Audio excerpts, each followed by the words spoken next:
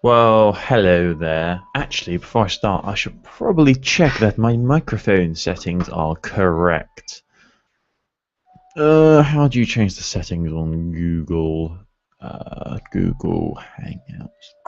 Ah, that. No, that's not it. I'm going to assume. I'm going to assume that it is using this big microphone here in front of my face. Yay! Right, hello everyone. This is IndieCast, but this is only the video edition of the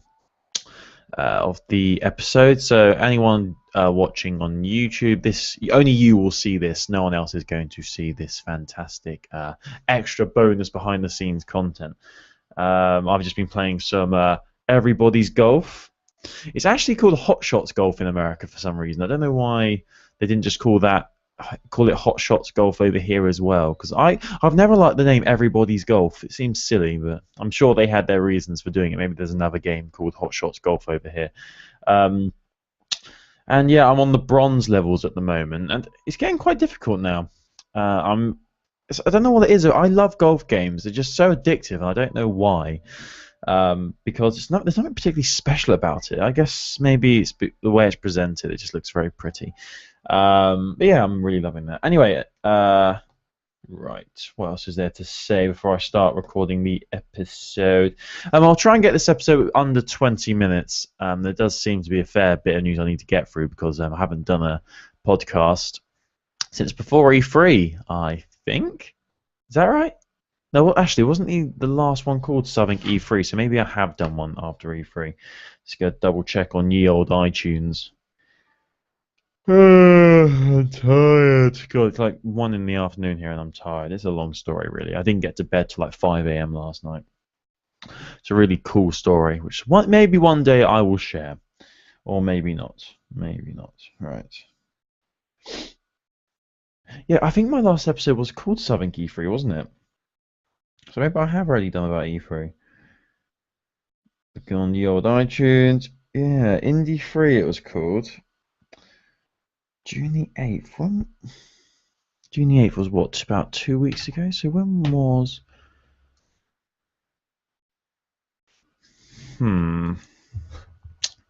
Let's see when E3 was. No, I don't want to look at news. I want the web. June the 10th is... Yeah, E3 was the 10th to the 12th of June. So I obviously did that last podcast before E3. God, I've got such a bad memory. I have no idea what I spoke about in that show. I'm not even kidding you. So that's all cool. Right, I need to perk myself up a bit because I'm about to start the actual podcast. So I might sound miserable as bloody sin, don't I? I hope you like my Romeo and Juliet poster behind me. It's great. Right, okay, so I'm going to start recording the podcast in 3, 2, 1.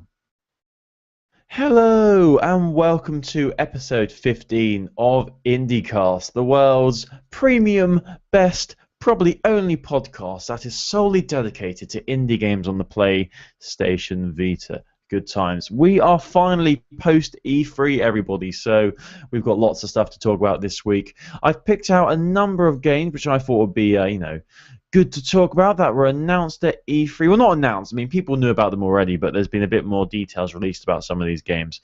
So I've got a couple of games to talk about from E3, and also one game which has just been announced that's coming to the PlayStation Vita, which people are excited about. So that would be cool. Before I get into that, just quickly talk about what I've been playing on my Vita lately. I finally got Lone Survivor: The Director's Cut on my Vita. Yeah, because it was on PS Plus, I believe, and I've got Plus for another month because my good friend Chris Pearson gave me 3 months of PlayStation Plus for my birthday a couple of months back. So that was nice of him. So yeah, I started playing Lone Survivor, a game by is it Jason? Yeah, by Jasper Byrne. And it's basically, I'm not actually too sure what it is at the moment. I think it's a survival horror game. It's very creepy so far. At the beginning, it literally says you should play this game with headphones, you should make sure your lights are dimmed, you should make sure trophy notifications are turned off because he wants you to become really engrossed in the experience.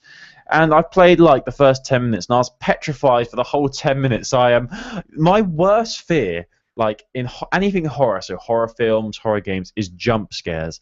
I cannot stand jump scares. I don't know, they just all, when I know they're coming, like when I'm watching a horror film and you know that jump scares are coming, I can't help but feel really tense and nervous, like, oh my god, when's it coming? Oh my god, just get it over with. No, there hasn't been really any jump scares in Lone Survivor yet, but I reckon there will be in the future. So I might do a Let's Play video of Lone Survivor. I'm not sure. Oh yes, before I move on, I should probably talk about all the extra content here, all the extra content that us at Heroes of Handheld have been doing lately. We're trying to do more video content, and at the moment I'm recording this episode of the podcast through Google Hangouts. Google Hangouts is an awesome way of recording video. So you can view this on our YouTube page. All you need to do is search Heroes of Handheld, all one word, on YouTube. Make sure it actually searches Heroes of Handheld, because people have been having trouble, because when you search Heroes of Handheld, all one word, for some reason YouTube likes to think you've made a mistake and corrects you for no reason. So make sure you actually are searching Heroes of Handheld. But if that's too difficult, go to heroesofhandheld.com and you can find the links on our website to our YouTube page or our Twitter page. You can follow us on Twitter as well, so that's all good.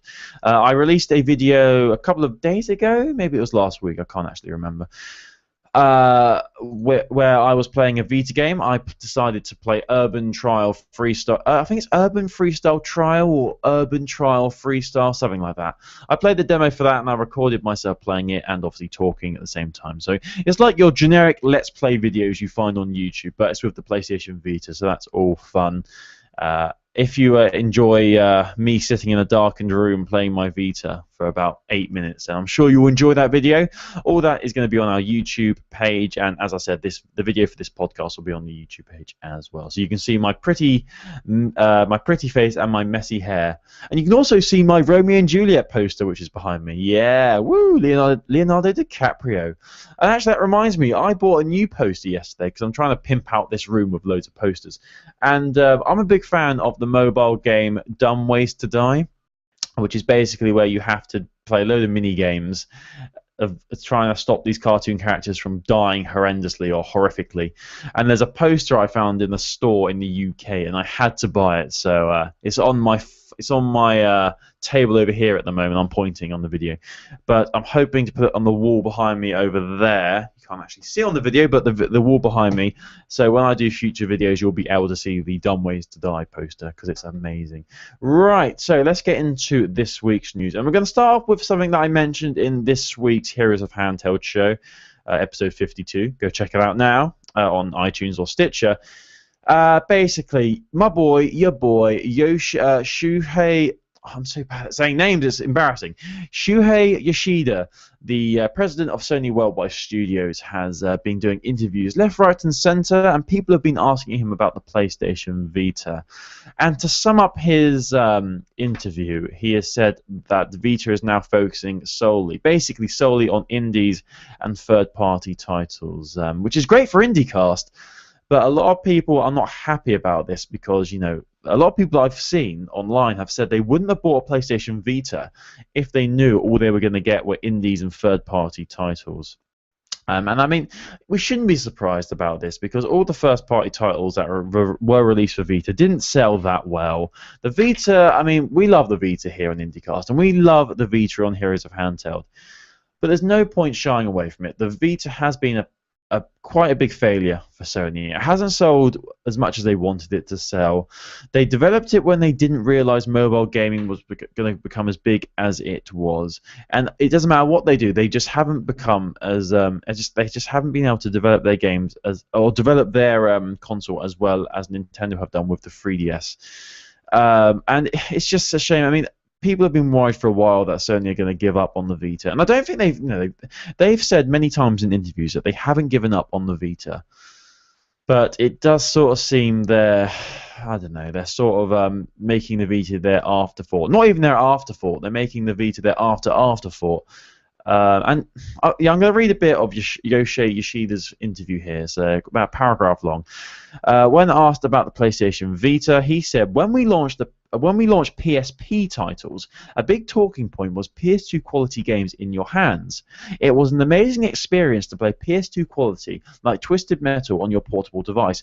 But as time went on and the PS3 launched and people started to see next-gen games, the PS2 quality was not enough. People's expectations for quality just moved on. So when we launched the Vita with Uncharted, it was amazing. PS3-like quality in your palm, but as time has moved on, you are seeing PS4 quality, and people's expectations for graphic fidelity has gone up. I think that's a load of bollocks. I don't think people really care about the quality of the Vita. The Vita is a strong little system. It can handle pretty good graphics. If anyone's played Killzone Mercenary, you'll know what I mean. The graphics in that are fantastic. I really don't think graphics is a reason why people aren't buying the Vita. I think that's just a silly excuse. And he's also said about the indie boom on the PlayStation Vita. He said, game mechanic wise, people want to spend 10 minutes, 15 minutes getting in and out. On Vita, it's great with suspended functionality. So these indie games really great for that from a game design standpoint. And when asked if this meant that there would be fewer first-party games for Vita, he said, I would say yes, that's correct. But also, like everyone at Sony, when everyone asks if there's any AAA games coming to the Vita or any first-party titles, they always say, oh, but remote play with the PS4, oh, and don't forget PlayStation Now's coming. Well, what about people who don't have PS4s? And what about people who aren't interested in PS Now, yeah? Oh, it's just, I don't know.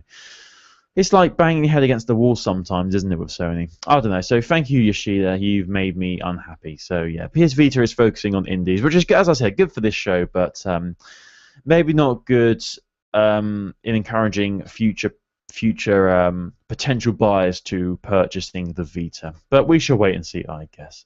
Anyway, so I just wanted to mention that at the start of the show. And before I get into games that were announced at E3, a recently announced game for the PlayStation Vita is La Mulana, which is coming to the PlayStation Vita this December.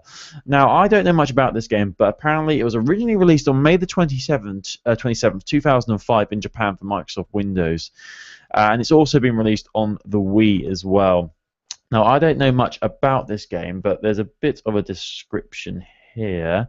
It is a brutal Metroidvania platformer from NIGORO. I'm not sure if that's supposed to be a word or an acronym. And has been confirmed by the PlayStation blog. And apparently La Mulana provides hours and hours of mind-bending puzzles and brutal platforming action. As it was modeled after Konami PSX games, that naturally means it has a rocking soundtrack to back up all the excellent sprite action in your face. And there's a video here. There's music. There's a music video there. And yeah, so people are excited about this La Mulana game. There seems to be a lot of puzzle games coming to the Vita lately. I'm not sure why that is. I've got a few more puzzle games to talk about in this episode. Oh yeah, that's definitely very Metroidvania looking. It looks very looks like a game you'd see in the early 90s on the Sega Mega Drive. It looks interesting though, and a lot of people are happy about this. So we wait and see what the price point is and when the release date is for this. I don't think there is a release date yet. Oh, I'm an actual idiot. I said it's coming in December, didn't I? Yeah, this game's coming out in December. I'm sorry, I'm very tired. So you can pick up La Mulana on Vita in December, and we look forward to seeing how much that's going to be priced at. Right, so next on the agenda, we have a couple of games that were announced at E3. Well, I'm not sure if they were announced, but we're getting a lot of games that were originally on the PC, indie games on the PC, but are also making their way to the PlayStation Vita. And a lot of developers love the PlayStation Vita and what it can do for their titles. Really expand their potential. Like a bigger audience will see them, and obviously the Vita provides a great graphics and great quality for indie games. And I think I've closed down my Google Docs because I am an idiot, so I'm going to have to open that up again and find what I'm going to talk about. But I know that one game that has been announced for the PlayStation Vita and PS4 is Broforce. I've mentioned this on the main podcast of Heroes of Handheld, but I've heard many good things about this. I've seen a lot of gameplay videos. A lot of people like this game. I think it looks a lot of fun, basically you play as a 1970s or 1980s film hero. So I think that's like Sylvester Stallone or action film heroes. Sylvester Stallone or Arnold Schwarzenegger, and there are other characters as well. And basically, as far as I can tell, you go around and you're basically trying to save the world. Oh my god, this is fucking nuts. Why the fuck is it not fucking opening?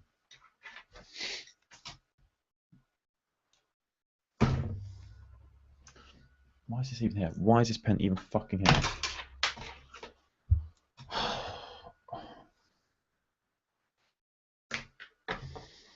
I can't understand. Why is it open mine? Why? I want to fucking go into my Google fucking Drive. That's all good. That's already all good.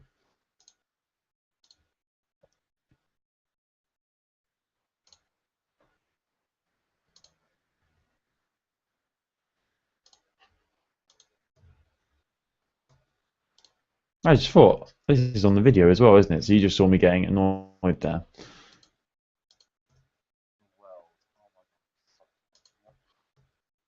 Trying to save the world. Oh my god.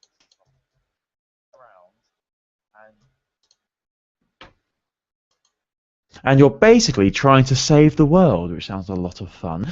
And we've got some more. Oh, actually, no. I should probably mention Sony's partnership deal, which is why Broforce is coming to the PlayStation Vita and PS4.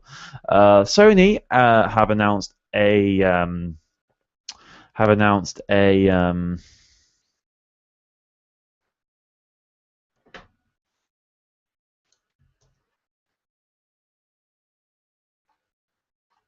fuck, the actual fuck.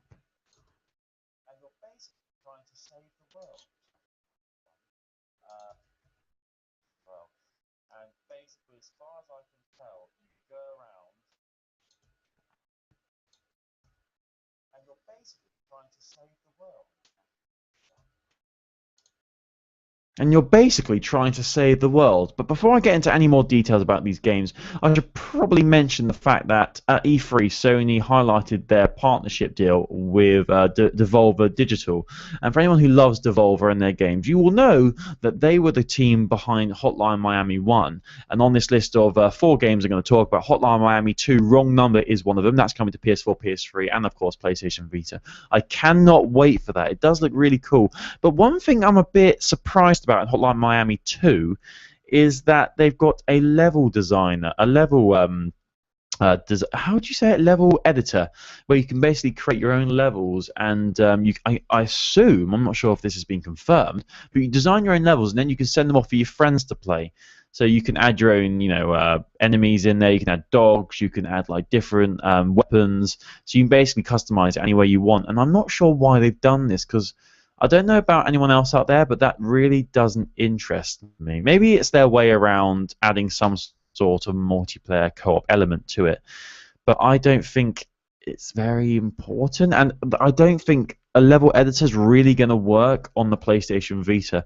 I get the impression that maybe that'll be something you can do on the PS4 or on PC, and then you'll be able to bring it over to your PlayStation Vita, like with cloud saves and whatever.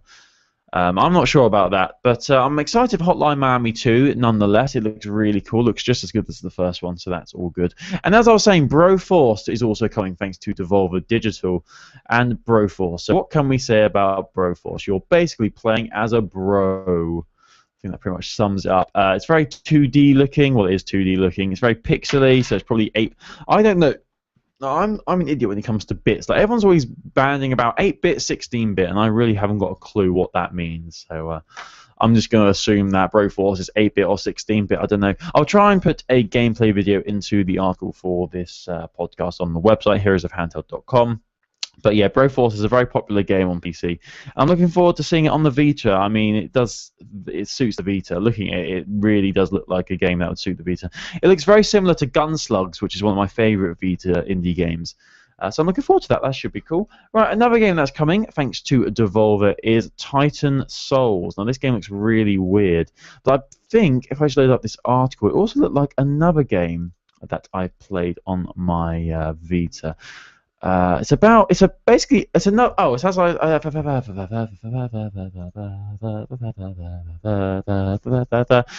Hope you're enjoying this on the video because I keep fucking this up.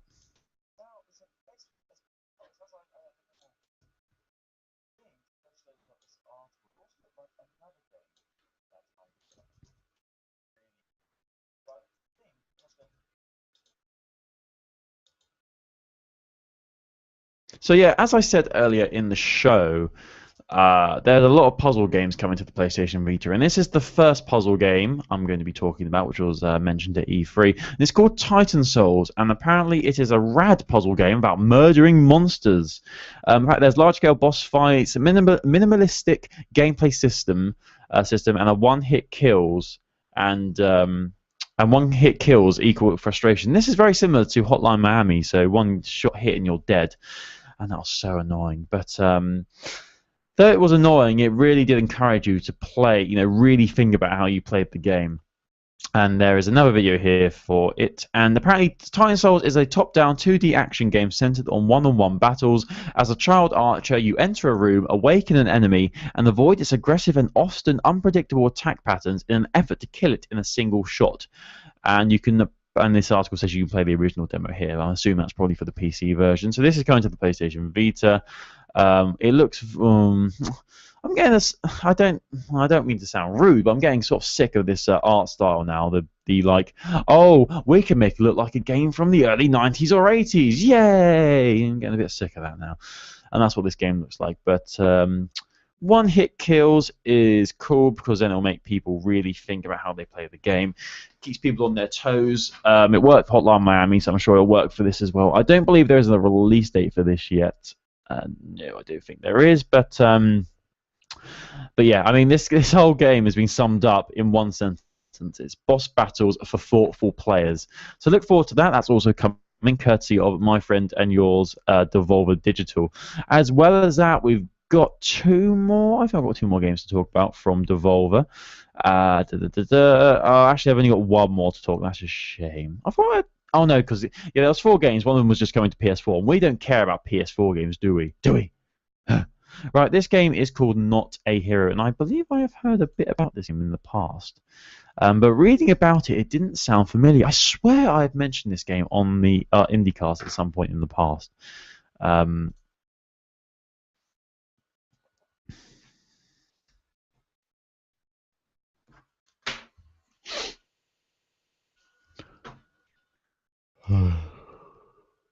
Hope you're enjoying this on the video. You see how bad I am at this. Right. So right, this is from the PlayStation blog about Not a Hero, and it looks very pretty. I'm liking the art style for this game.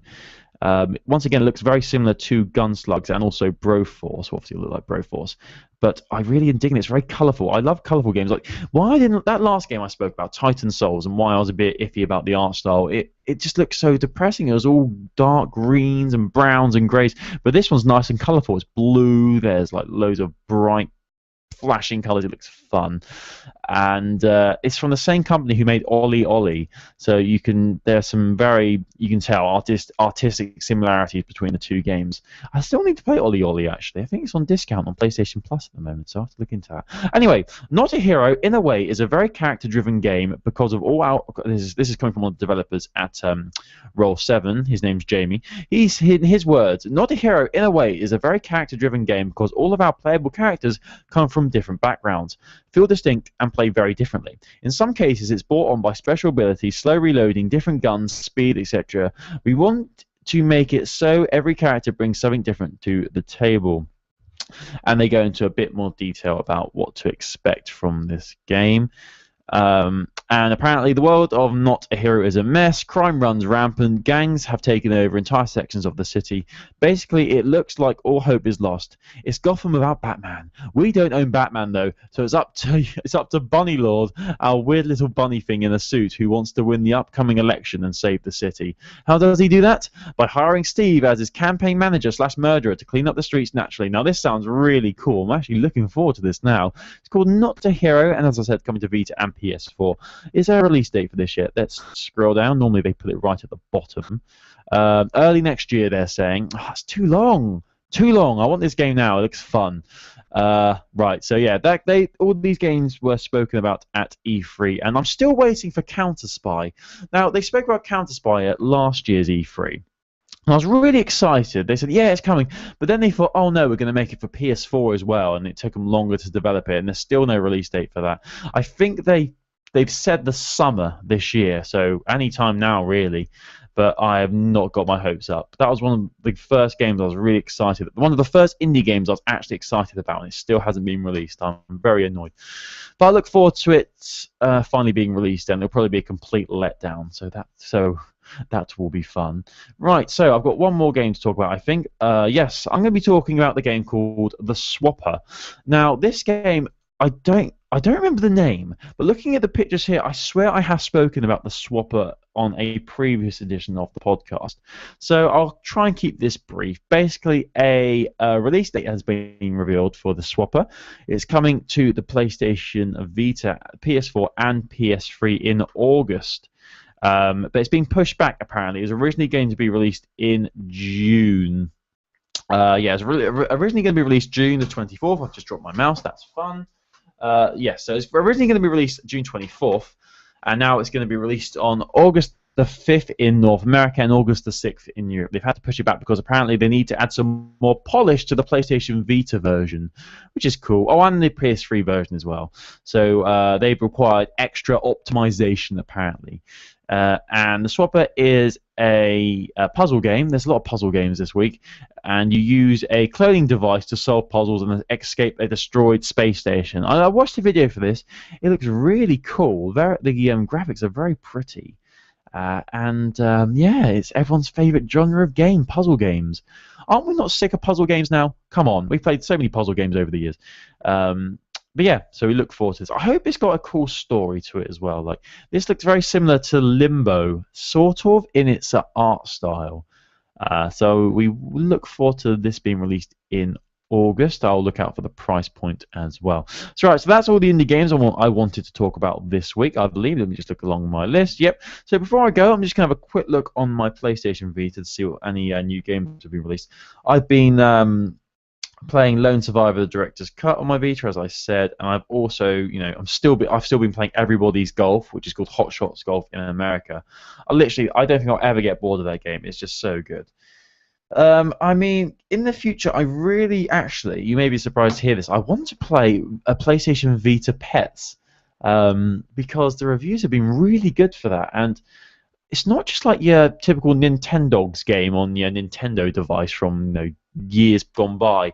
It's actually got a story to it. Apparently, you have to explore a secret world, like a weird, mysterious kingdom. Sounds very exciting.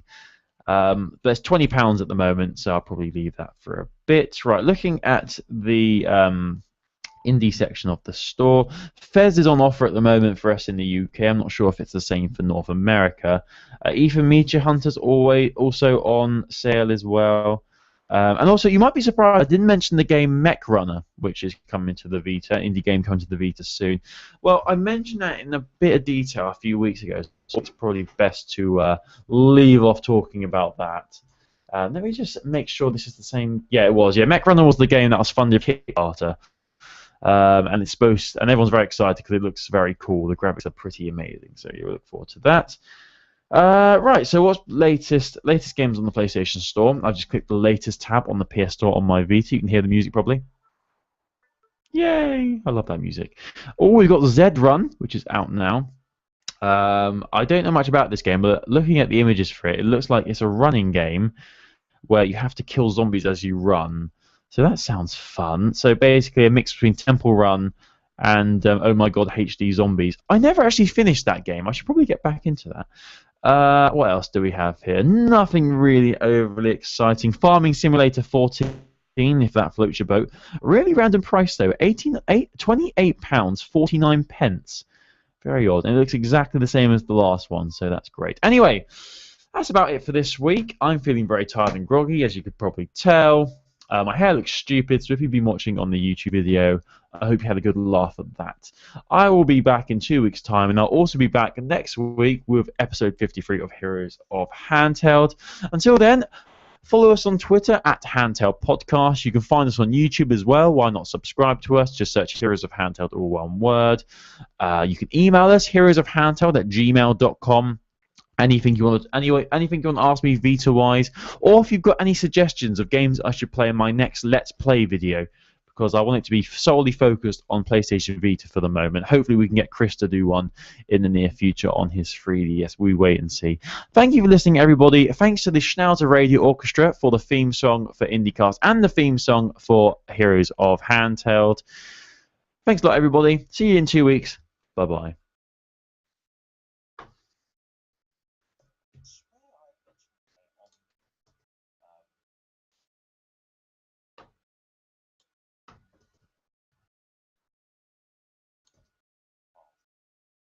So, right, this is from the PlayStation blog about Notting Hill, and Mike in the art style, once again, looks very similar to Gunstar's and also Broforce.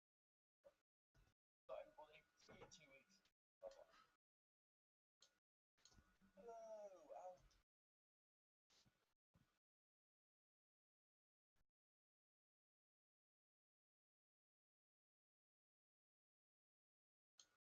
I just thought I'm still on the video, aren't I?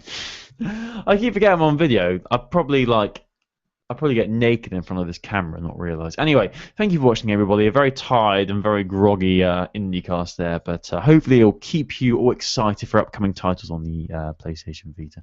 I'll be back next week for Heroes of Handheld, the main show with my main man, Chrissy P, and hopefully I'll get some more video content out within the next week as well. Thank you for watching, everybody. Thank you for listening. Bye-bye.